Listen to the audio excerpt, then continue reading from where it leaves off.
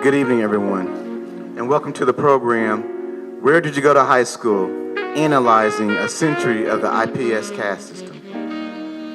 Hello, my name is Jose Manuel Evans, and I am the president of the Black and Latino Policy Institute, and I will be your master of ceremony.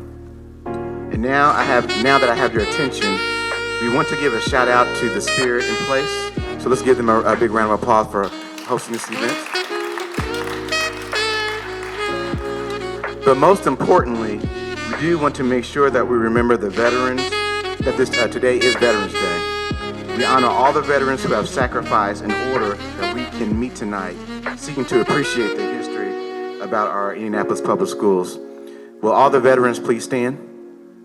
Any veterans in the house? Okay.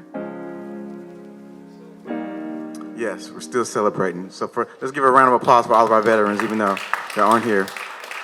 You know, we assume that there'll be some veterans up in here today. So, anyway, the agenda goes like this. We'll have some poets and artists present.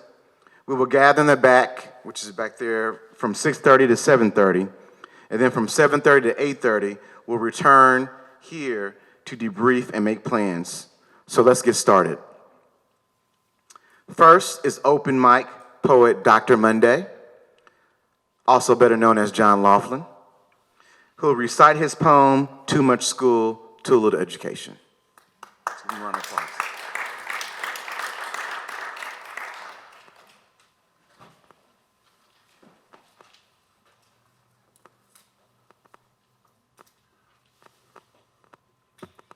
What's causing these problems in education? Well, I've made a checklist, and let's go over it right now. Yeah, my checklist. Number one, too much homework, longer school years and days. Yeah. Less and less time for recess where the child just plays. Yeah. Standardized tests are now the norm. So are students wearing a costume they call a school uniform. All right, we'll check that out. Students in the classroom giving teachers lip. It looks like everybody gets a detention slip. Students in the hallways not following the rules. Some are cutting classes, dropping out of schools. Yeah. Fires in the bathroom. Food fights during lunch. All of these problems should give us the hunch. There's only one way to stop this situation. Too much school, too little education. Thank you.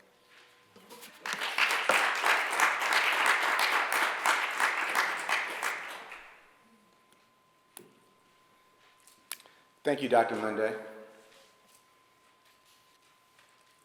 Next is local poet and 1959 Shortridge graduate, Mr. Guy Russell, reciting SS Shortridge. Hello, can you hear me? Yeah. Okay, I'll leave my mask on then.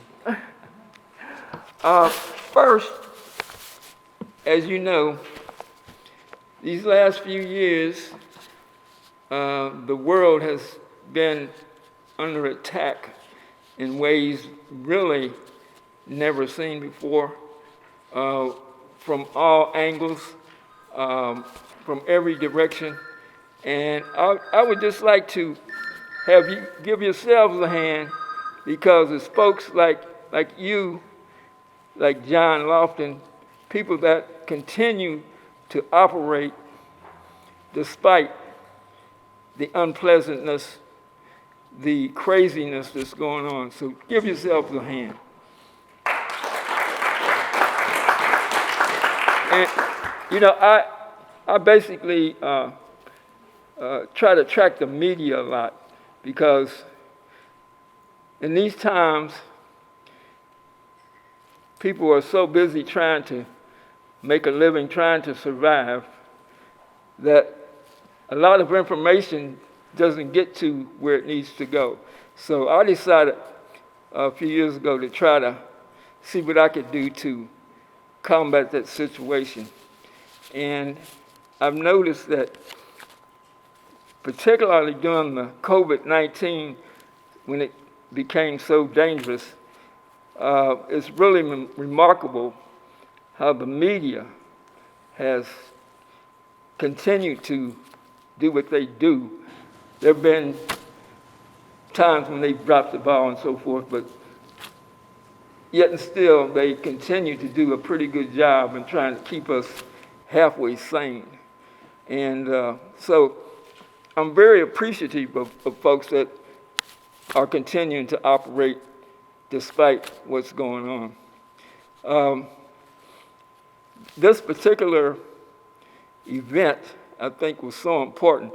John had talked to me earlier in the year about participating. I said, well, John, if I can make it, I'll be there.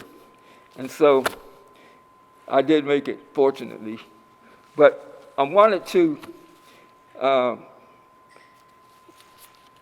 guess, emphasize education, particularly IPS public education, because it is the key to everything, really.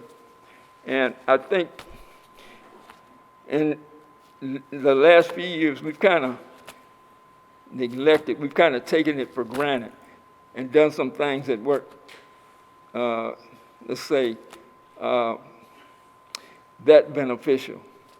So that's one of the reasons I wanted to participate, if I could.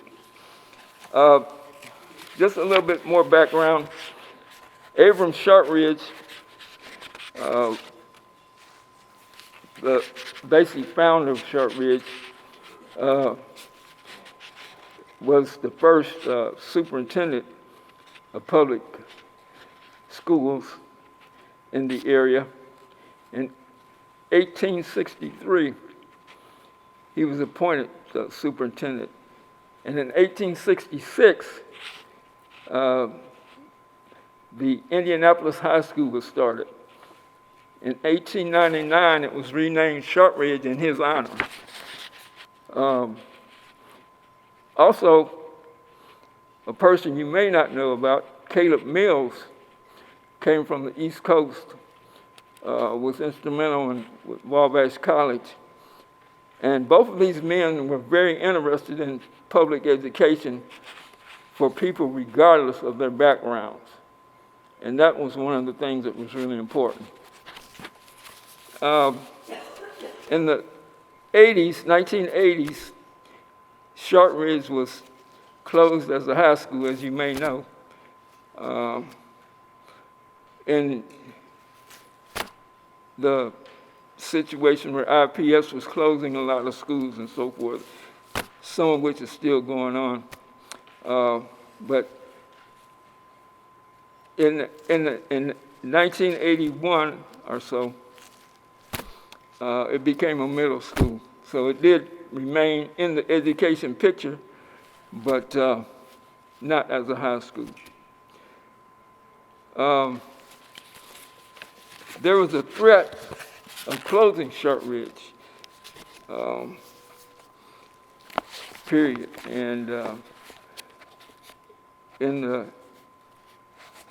2009, as a matter of fact, it came back as a high school. All of this kind of impacted me, and I wrote a poem, so to speak. I'm not a poet by any means, but I wrote a poem called SS Shortridge, which stands for Steamship Shortridge. In the 1800s, we had steamships which traversed the oceans, and that was one of the reasons for the title. It's not a long poem, so I'll really get my cheaters on and relate it. Built from foundation of truth and life, launched in waves tossed by strife, as if discerning right from wrong, strives to reflect alma mater song, sailing with declaration, constitution of years gone by, thrown off course when winds defy, returns as if by gyroscope to the light of eternal hope, fraught with danger along the way, this mothership here must stay. The one of its kind, sprang from cultivated heart and disciplined mind. Precious cargo, no mean boat, shining example, remain afloat. So, as I say, this was out of inspiration, I guess, because I basically wrote it overnight. And it kind of tells the story of Shortridge being the first public high school in the area, and how it must remain in the picture. There's a book that you all might want to check out called Shortridge High School,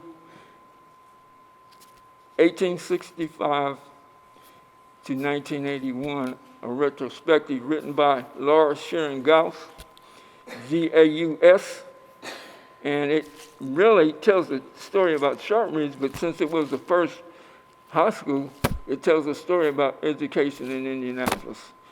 So you get a pretty good picture of where things stood in Indianapolis.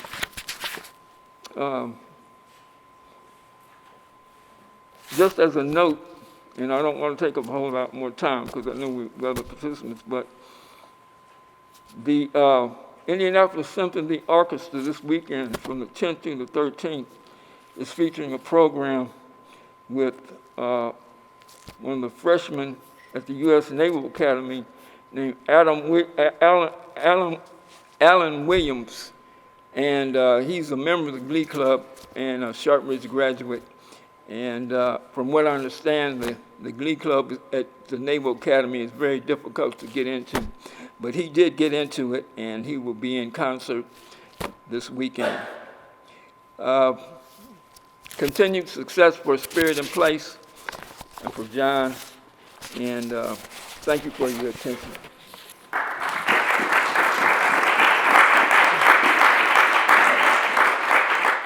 Okay, so next is artist Clyde Gaw, a public school art teacher. Clyde, all of us have been looking at your work, so please explain in detail each piece that you have up here. Let's give him a round of applause. Thank you so much.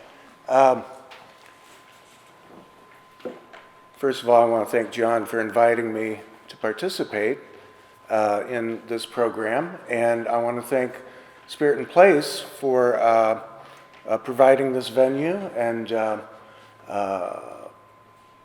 I'm happy to be here and happy to share these works with you. I'm an art teacher. I was educated, self-educated how to draw since I was a young child, and then that power of creativity got me through thinking about my own childhood and my interest in visual expression that powered me through a childhood of trauma, a childhood of crisis, you know, I can relate to children who come from broken homes, homes that are impoverished. And so I knew that growing up I had something to offer in the field of education. And so I could extend the benefit of creativity in the classroom to children, because that's was a surefire way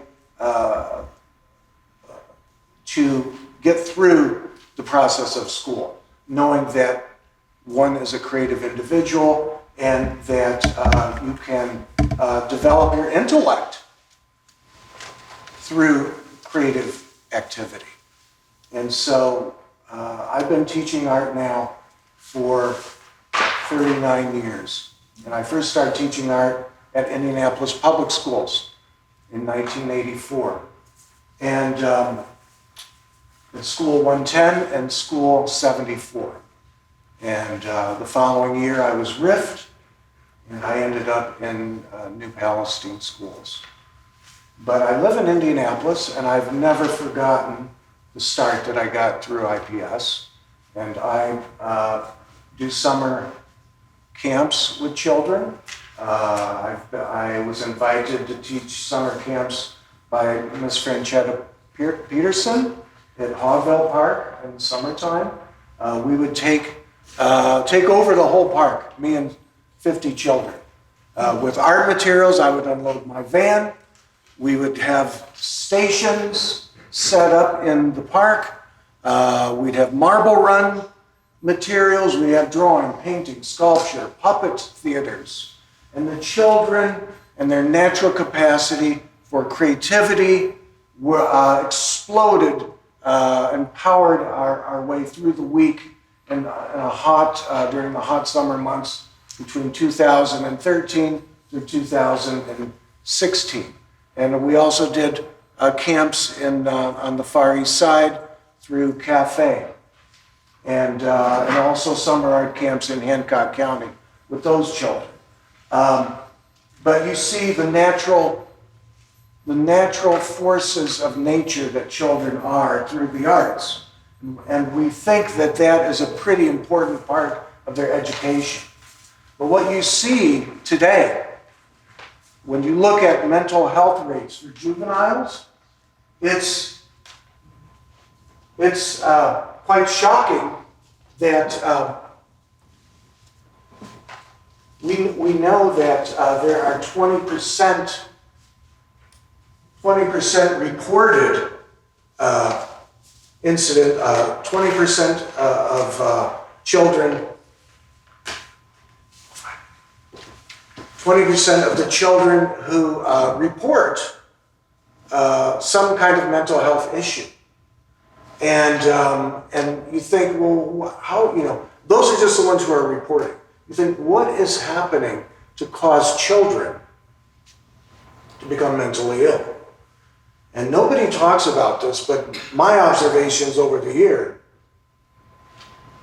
after 39 years in the classroom, it's the extinguished opportunities for creativity in schools. We know that Shortridge High School was a center of creative activity in Indianapolis at the time. It keeps me. Thank you. We know that Indianapolis Public Schools has been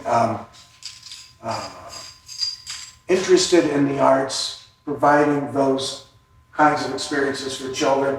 But what we are seeing now is that kids are spending too much time on computers, not enough embodied activity, creative activity, embodied cognition, authentic experience. This is not just at IPS schools, but schools across the country, schools across the nation. We don't want schools to become test prep mills where children are just doing information processing of adult-selected material. Schools are, by their very nature, adult constructs where children have no say in the activity that they are compelled to participate in. The hierarchy of K-12 educational experience. You look at this picture, and we have at the very bottom of the hierarchy, they're doing test prep, because we know that policymakers are mandating that children score so many points on the bell curve. What schools are going to be weeded out and punished. You have a test and punish system. They're going to get an A or an F grade deemed by the state legislature.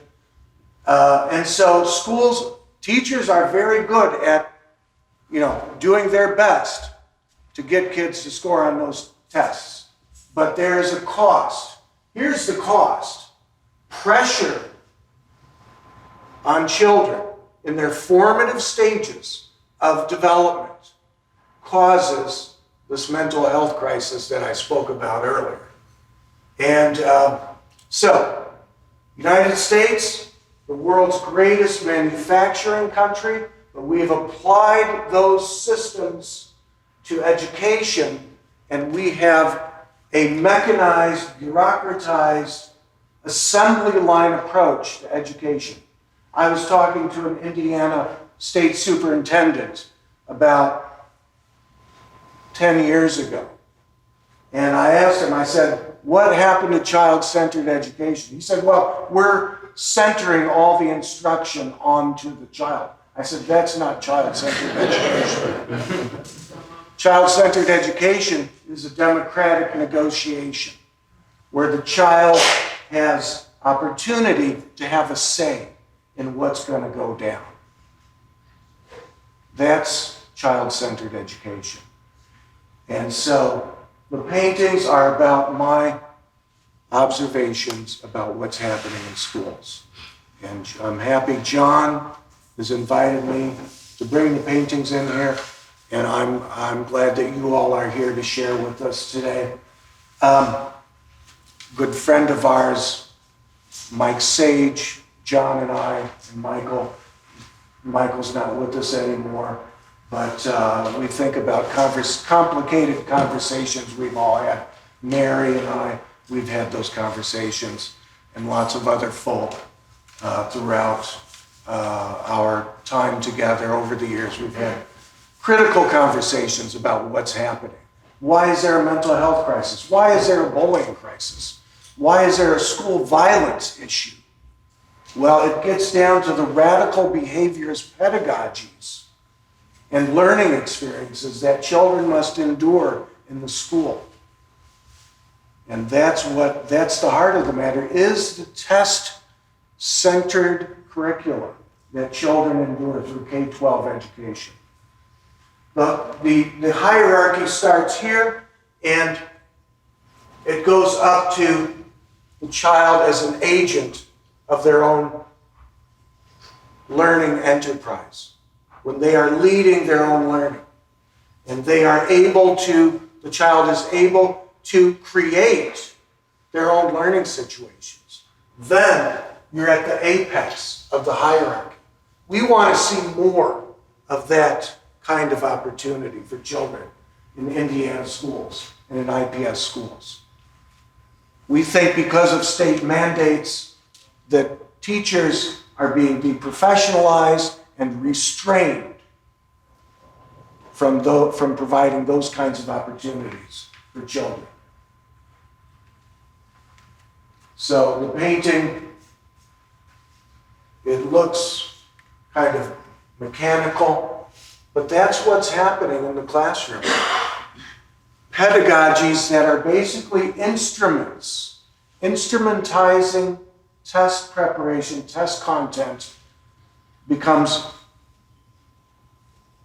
procedural, technical skill development, and the child's sense of identity is ignored. The child's special talents, special inborn endowments are ignored, and we see the cost of that in school violence outside the school, mental health rates, and bullying, and so on and so forth. And thank you all. Thank you so much for being here and sharing this evening. Thank you, Clyde. Let's give Clyde a round of applause.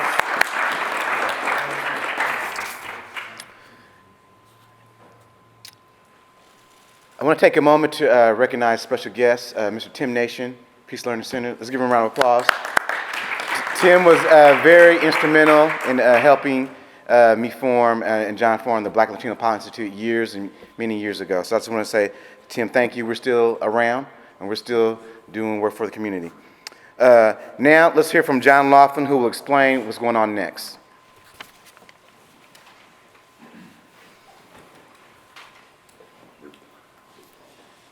All right, we're going to go to the back and talk about 4 different ideas. and we're going to discuss them, then we're going to come up here and with our evaluations and decide what to do about it. The first one we're going to talk about is the book here by Cal Steele, showing that Indianapolis, they don't say IPS, they say Indianapolis in 1922 created a segregated school system. Next, we'll talk about Henry J. Richardson and his interview where he talks about that the creation of attics really wasn't about attics. The creation of attics was a way to keep short-rates at the top of the pecking order in IPS. After that, we're going to talk about one of the main themes of strategy and hierarchy is that society has a problem, a conundrum, and schools help solve that problem. And that question is, who's going to collect the garbage? And finally, we're going to talk about what's called, let me get it here, it's,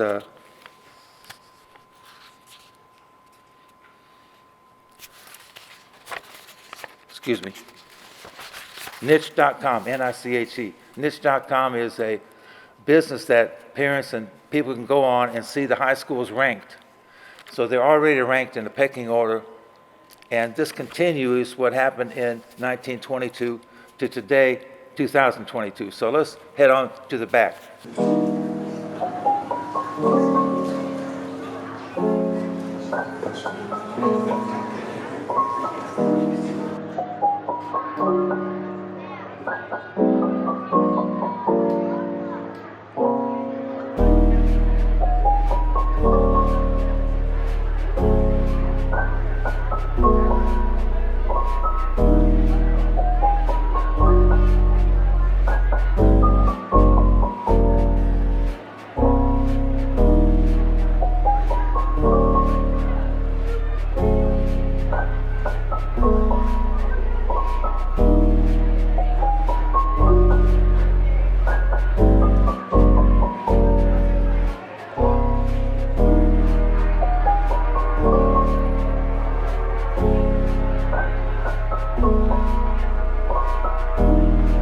Welcome back, everyone. I've heard everyone's discussion. We had some great discussions here. And I also want to say thank you for everyone who came out tonight, part of this discussion. I know this means a lot to John. I'm appreciative. Talking stick. Here we go. It's gonna come up to the front. Talking stick. And I also just want to say I'm very appreciative of John throughout the last 10, 15 years that John has allowed me to help him with some of this research. But I do now, I think the next steps is for us to talk about, debrief, find solutions. What are the next steps moving forward as to how can we rectify, solve a lot of these community or school educational dilemmas that we face as a community of Indianapolis. So. School grading system, and it has really opened my eyes to, it's a self-perpetuating system, and that does inform how I think about where my kids go to school, because I feel like those scores are not representative of, it's more representative of the resources available to that school than how those teachers are doing and how those classrooms are serving the children in their buildings. And so what you talked about, is there anything we can do about equity and resources?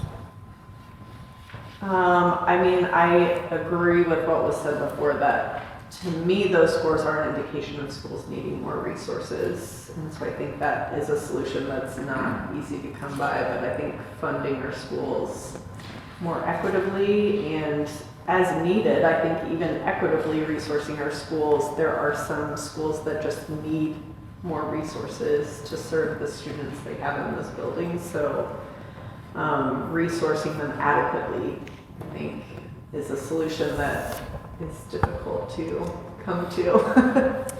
Thank you.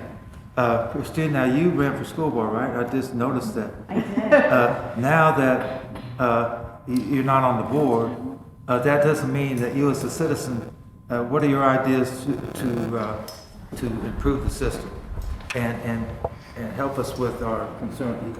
Okay.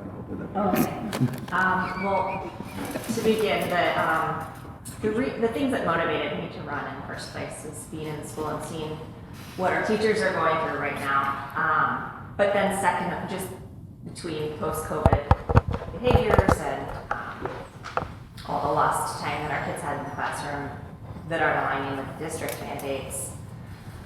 But then the other motivator was that we have a lot of school board candidates that are endorsed by the organizations that we've talked about tonight, funded by big out-of-state money that has an interest in privatizing our school systems. And so my solution, There you go. What is it? I mean, it's not like I have a solution, but what I think is important for us to focus on is the health of our public school, because as we thin ourselves out, or as we spread ourselves so thin, we are just sucking resources away from the schools that need it the most. So I think it was Mr. Knight who was talking that really struck. You know, it just seems the simplest thing to do would be to best fund those schools, like Megan was saying, that have the highest needs. And I don't know all the budget details and how that shakes out, but instead of people leaving when really proximity is what drives people to their school. So if your proximity is to a school that's underfunded, your kids are likely to go there, especially if you have barriers like transportation barriers or are economically disadvantaged. And we need to save those schools and take care of the children that go to those schools. So your solution sounded good to me. He's coming up. Julie, do you have a solution? Well, I think knowledge is power. I think knowledge is definitely power. And I think one thing we need to do is to get this information out to as many people as possible. Because like at school too, when they went up against with all of their parents and all of the school, anybody they could pull in to say, no, we don't want this in our neighborhood, they won. But they had to have the knowledge and somebody willing to stand up and say that. And then get a whole bunch of people behind them, you know, that said, yes, no, we don't want this, for it to even have an impact. So I think we need to get this information out to as many people, as many parents as we can. And what do you mean by this information? Well, the historical, like the plan that's in the process of being voted on. I only heard a little bit about it recently, so I don't know enough to be knowledgeable about it, but I intend on going and finding out. But the ones that they're talking about funding the schools and how to set up the schools and all those kinds of things. If you don't know how to read that or even where to find that, how do you make an opinion or even present an opinion to somebody to defend or not defend that? So, Well, you're making me think that our public schools need to talk about how the community organize. Did you have any ideas about what to solve our problems? Sure. I feel like the powers that be are really, really good at like dividing and conquering us. And like the major players that I think like are for all the ideas we're talking about are like students in urban schools and areas, parents in urban schools and areas, university programs, and teachers. And so like one great example of like how they've just divided us is like this whole like CRT, anti-CRT thing where like now parents and teachers just like don't get along on multiple issues and people don't trust each other. So I think like recognizing that that's happening and working together, like as students, parents, teachers, and university programs need to like come in and like privilege these people's voices. Politicians need to privilege these people's voices because they're like, people are speaking about the injustices. We all just need to like come together and work to like enact policies that can fight people around. Thank you. Okay, John, and then this is my little spew on how we can get people to come together and get the information to them. Join a PTA. Whatever school you want to, you do not have to be a parent. I'm part of the School 56 group. I'm not a parent. My only have one child and she's 40 years old. So not a parent. But join a PTA because, as you see, School 2 so organized, they was able to get that. The second thing is join a neighborhood association and try to steer that neighborhood association to be involved with the local school. Now, I'm gonna give you this caveat. Don't join the PTA and start talking. Don't join the neighborhood association, start talking. Join the PTA, join the neighborhood association, sit and be quiet for a year so the people can trust you. I know you got an agenda. I know you're going to be impatient, but you can't go to a group and then lead it right off. You have to show you be a good follower. But if we're talking about having the power like CFI 2 had, and we're talking about getting the information to people, then we have to be organized and join a PTA, join a neighborhood association, and get that neighborhood association to work with a school. It didn't matter what school, but that's how we'll do it, a little step at a time, because we're not going to be able to get the big people at once. We have to start small. And may I jokingly say, once a parent, always a parent? Do you have any solutions? Well, President Green, because what he said is what I agree with what he's saying. But I'm also saying, and I probably shouldn't be saying it, I'm not happy with downtown, period. They all need to be fired if I was the president. And start all over. We really need to start all over. Working as a teacher for many years, I do understand how companies come in and to give you money for what you need in the school system. You get paid, the school gets paid, or the corporation gets paid, or whoever gets paid. When I see, why do we need all this money? I was a teacher. It's not, we don't need, I personally don't think you need all this money, all this technology to truly teach kids. We didn't have it before. We didn't have all that at Christmas Addicts. And we were able to learn because we had teachers. We have to really get teachers, not instructors, to teach in our schools. Mm-hmm. And we're not talking about anybody who's been there for, what is it?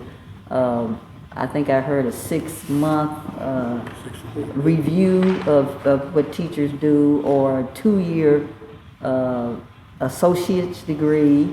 It even when you have a master's degree, it takes you years to be a perfective teacher. And you don't have any support in those schools for those people who go there and stay 2 years, get their well, they either get associates or they're there to, if you work in a certain school for so long, for 2 years, they're not invested in that school. They pay off their loans and they leave.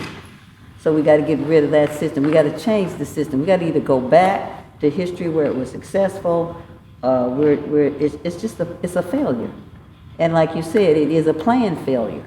So I agree with what the man said before me, that we have to, even anybody, like I said, I do that too. I go into schools and I sit there quietly and listen, and then when I'm not happy with it, I leave it, because I can't do what they're doing. I just can't do it. If you can't do it the right way, don't do it at all.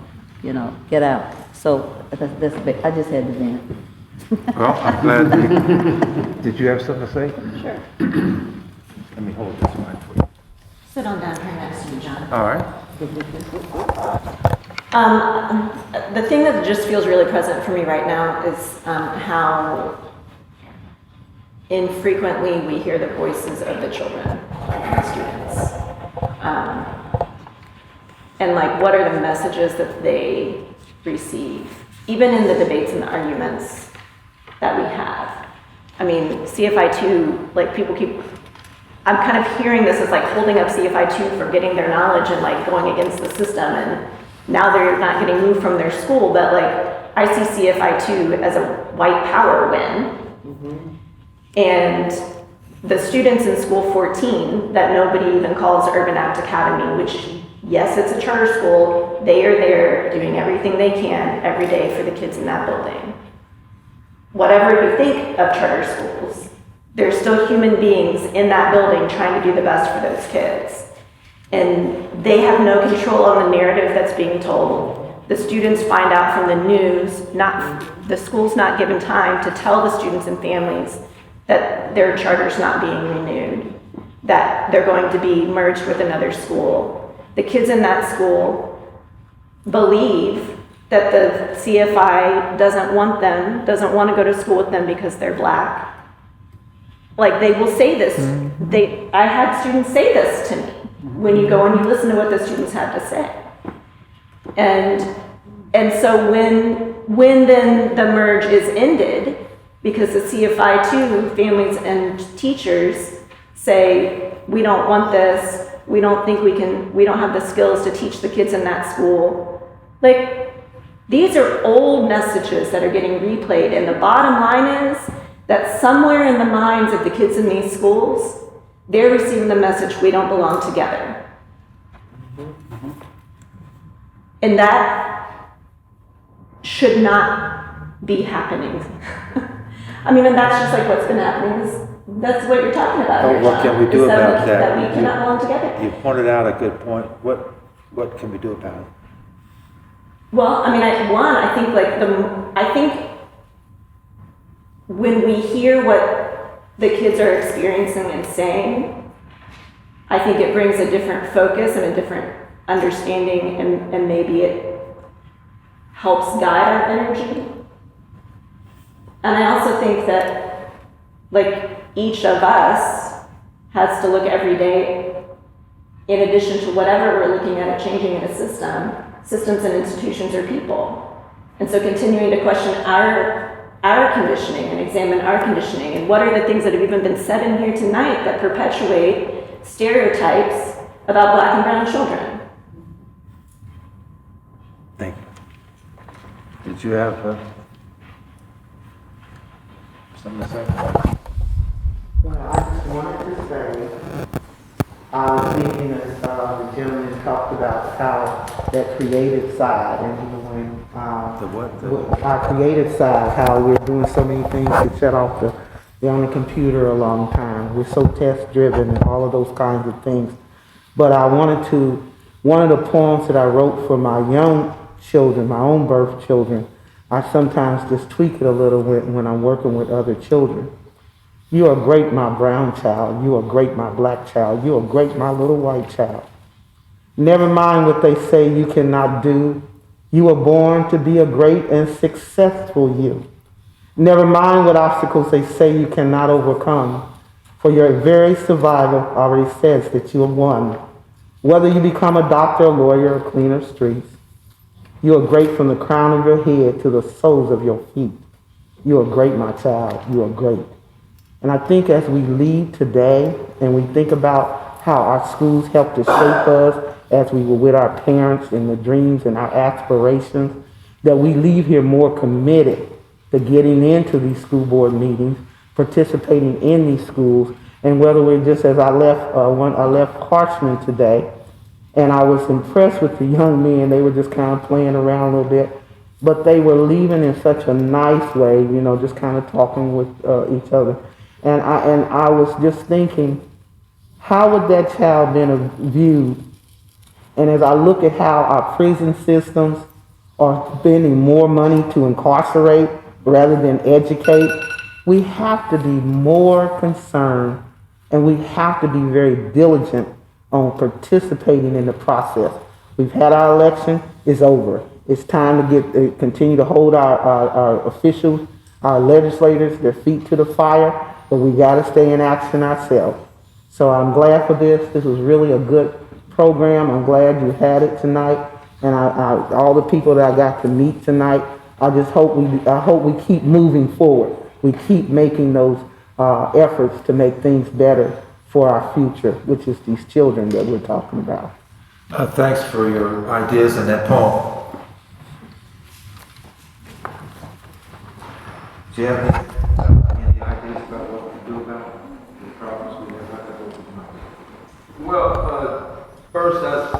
again, I'd just like to say it's great that this event was held, and I would like to congratulate you again for the hard work you put in and the information. The information, I believe, and hopefully will get out to the general public.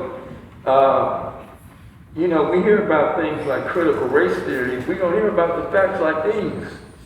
Why is that? So I think we need to get that out, this type of information out to the public. Because, you know, if you don't know the truth, you're lost. How are we gonna get it out? Well, we do have media organizations, and you have to make use of what's available. That would be the first thing. A lot of times people may be hesitant to contact the TV stations and newspapers and that kind of thing, but they do have procedures to do that. Just keep pestering them, and if they won't put it on, keep pestering them, and it will eventually get on, and will eventually get out. We have a time in the future that we're gonna get together. Did you have anything to add, Bill? What you said about how we're gonna make these changes? Well, as you pass on to other Vornehms, I think that everyone here is pretty much in the same accord that there needs to be a change and things need to be done. I don't think that we're going to be able to snap our fingers and overnight see anything happen, but I do think that we all have to stand on taking and making these types of issues a difference in everything that we do. We live in a society that is prevalent with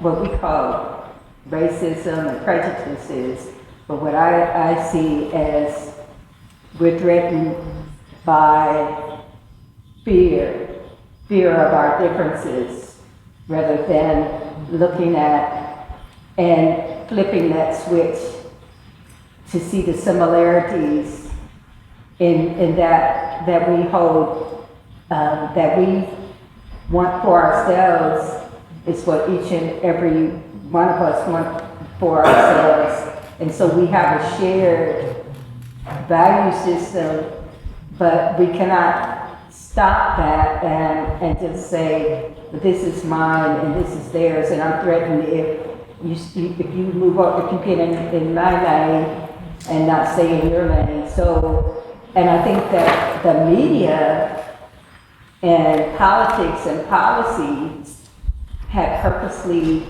created a divide and conquer mentality. And that is the control that they have over us. For me, what I try to do is constantly dehumanize myself. And I, like the song's messenger says, we fall down, we get up, and we've all been lied to. Every one of us sitting in this room, and we carry those lies in our heads. And so we have to really have I think we have to have a soul punching, knock down, drag out fight with our own psyche. And like Dr. Brown said, come to the truth, to come to the truth of what all this is and why am I here? Why am I here?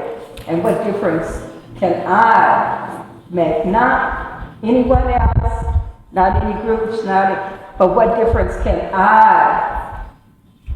Because it's all on me, and really, when it gets down to it, the only person who can change is yourself.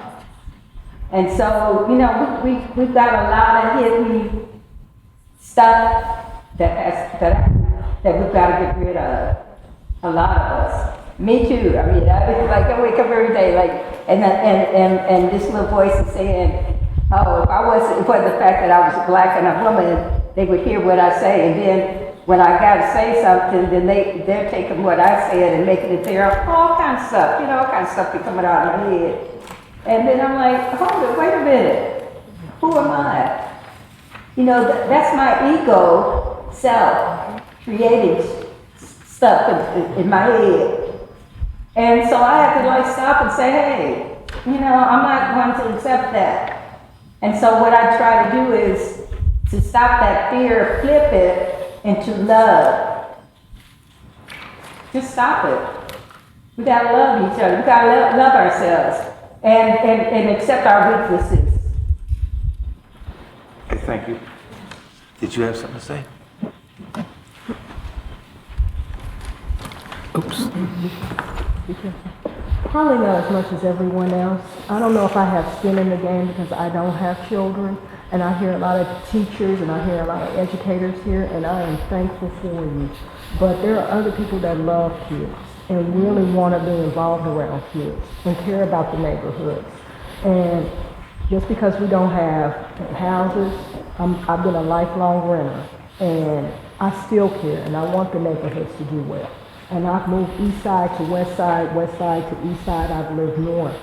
And I've seen everything that you talked about.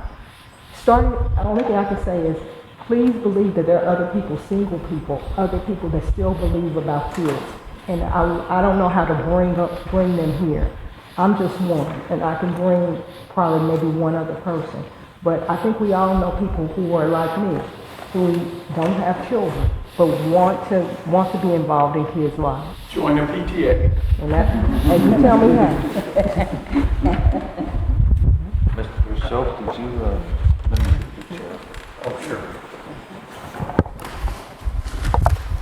Did you have an idea about what to do about our? Well, I think I agree with everything I heard in the room. Community engagement, super important.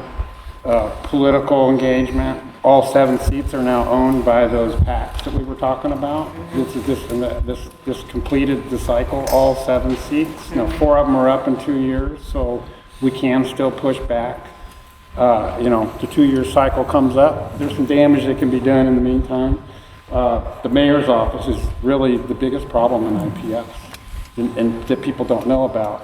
And they're about to start collecting 1% of every single student that came through the OEI, every school in What's the OEI. What's OEI? Oh, the Office of Education Innovation, that is the mayor's authorizing arm. 1% is going to amount to well over $1 million a year that they're taking out of the general grant coming out of IDOE so that they can fund this side operation. And that should all be money. That's over $60 a kid that could go into the classroom. And now that it's actually 70% of students are in privatized schools, if you count the innovation schools that are under contract, it's 70% within our boundaries now. Only 30% are actually operated by the district. And some of this push was to put, like over at Harshman, to put Mariama Shahid in charge of that.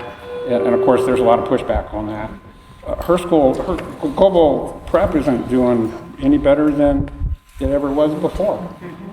In fact, if you look at all the OEI schools, you'll notice that they split their data, but they close schools for combined LEA and math data, but they only present to the public the separated data on their annual reports.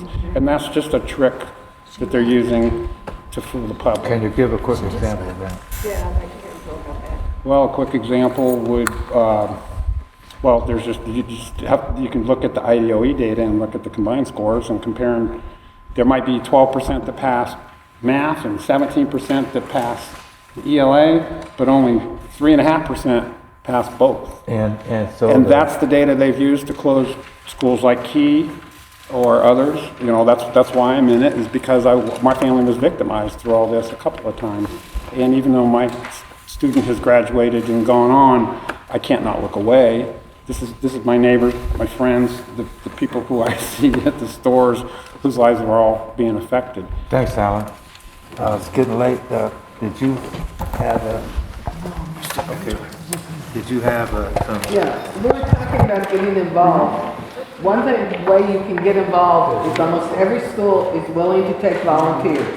Now, I think you have to do something to be a volunteer. I'm a substitute teacher, so I'm in a lot of the schools. I'm a retired teacher. But my biggest thing is that a change that should be made is that every state legislator, every local legislator should be required to spend 1 week subbing in schools so that they know what it is really like. And I've said this for years. They need to be in the schools for a week, not the school of their choice, not 84, because 84 is not realistic. They need to be downtown, they need to be south side, they need to be east and west side, where the kids don't have a choice, where some of the parents won't send them to the magnet schools because the bus ride's too long. They need to be there, and they need to see what school is really like. And then they can make some decisions. If they're there a week, not a day, then they'll get a better. Oh, definitely get a better idea. read. I'd like to see them do a maternity leave. Oh, no, they wouldn't last. Did you have something to say? I gotta hold the mic. Okay, that's Sorry. okay. Okay, well, first of all, I want to say thank you to John, and then also thank you to the library. And where's the guy with the art? You know, this guy right here was talking about art and Clyde. Clyde. You nailed it. Okay, yeah. Thank you for that presentation that you did about the art, because I hadn't really thought about that, but my grandbabies go to a Montessori school. They're creative, and I see all of those things that you spoke to here. And also, Julie, you talked about knowledge, that we need to get this knowledge out to the community, because I'm just starting to learn it. I didn't have kids in school for a long time, but I do have grandbabies now, so if people don't have kids in school now, eventually you're going to have some grandkids or other kids that need to know. And then I want to say to my grandkids, they want to say, hey, Nana, what did you do? Well, I'm telling you what I did, because they see me at the meeting. So it's that part of being involved. PTA, where's the PTA guy? Everybody's leaving here. It's getting late. It's getting late. It's fine, okay, but I'm just trying, okay, but the PTA guy, I belong to the PTA, and I just feel that's a good way to do, because here, some of the other members here, so you're involved that way. So thank you. Neighborhood associations, is this a church? I'm not gonna cuss, I promise. I promise you I'm not gonna cuss, but be careful with your neighborhood associations, because I live in a district where there are no schools. And we said, because I live down by Shapiro, so I'm Wood High School graduate. Wood High School, alma mater, okay. But anyway, our neighborhood association abandoned us. So I'm just telling you, just be careful with them, you know. And if that old CFI school or whatever that stuff is, there's a paper that they have out called the Urban Times. So you can get that thing. I mean, not that you don't need to know anything more about them, but anyway, that thing is all about their schools and stuff they do. So be careful with the neighborhood association. And getting to the point where, what can we do about this stuff? I'm going to tell you guys, and John was there, you went to the Unigov meeting. I've been in Unigov, and this is Marion County, all this. I had no idea that there was a big old think tank years ago doing that to try to figure this out. Just like we're meeting here, somebody else is meeting, okay? That's just the point is. And if you go to them and say, you know what? I heard you guys were trying to do something. Guess what they're gonna say? So what's your plan? And we don't have one. See, so that's the big part. That's why we got to get a plan. They have one and we don't. Community-based schools. That's what we got. That's what we got to do. I'm coming to a close here. I think I am. Is this my writing in? And that Judge Hugh Dillon stuff with that one-way busing out. Took all the money for the IPS and took it to those township schools, and that's why they got all the big gyms and all that kind of stuff. So what I want to say is that for we need our own think tank, okay? So it would be with the educators, officials, people that don't have children and kids, people like ourselves here today. And it would be nice if we identify even somebody, you know, we got IUPUI's name here. I know there's somebody over there at IUPUI can do some stuff, help us with some structure and going with things, but it's gonna be the best way to do. When you see if we're gonna meet again, we need to have like 2 things we're gonna work on those 2, get them done and just chip away at them. And the other thing too, last thing, I promise you guys, promise is a debt, so yeah, something, but anyway. So the thing about it is that I'm a product of a person who was south of Washington Street. I went to Wood High School. I went to school in the Black and Jewish community. So the Jewish kids felt like we did, that they weren't wanted anywhere else. And so just so you guys know, we have a book out called The Neighborhood of Saturdays, which showed all the disparities we had with the schools and other things that were Black and Jewish. So I just want this group to look like, we look like a group, don't we? Don't we look like a group? Don't we? Yeah, so just kind of keeping ourselves together. But we got to do something, okay? That's the thing. We're going to say, well, we heard this, we heard that. They're going to say, what's your plan? We don't have one. So we got to get one. And I do thank you. Who am I riding with? Let's see. I'm trying to see. I'd like to make a side note about PTA. Sir, There's a class structure to that too, because we intentionally put our child through all the years in high poverty, English language learning schools on purpose. We did that because we want to be part of those communities and help. But there's no PTAs in the core school because there's a fee to be licensed to be a PTA. Now we formed our own PTO. You got a PTO? But it's just our family. Put a cuss word in it. I'm telling you, if y'all put a cuss word in there, everybody gonna come. I'm just talking. I'm just saying, you gotta do something. Yeah, but I didn't know there was a license for that. Yeah. Anybody got the time? 8:25. 8:25. Yeah, it's, let me Eastern just Standard close Time or what? Oh. with this statement. When you control the schools, you control the future. And you fill out the Spirit and Place form. On our form, you've got, we're going to be meeting. I think there's a great opportunity. Another quote, another cliche, now that IPS owns all of the school board members, power corrupts, but absolute power corrupts absolutely. And we'll see what they do with all that power. Good night. Well, they told me they were going to start a little retention. Because I'm just going to tell you guys, I wrote them a letter and I said, you know what? They said there's 40. I asked them how many kids are in IPS district. They said there's 44,000. So I said, okay, but how many of them are enrolled in IPS?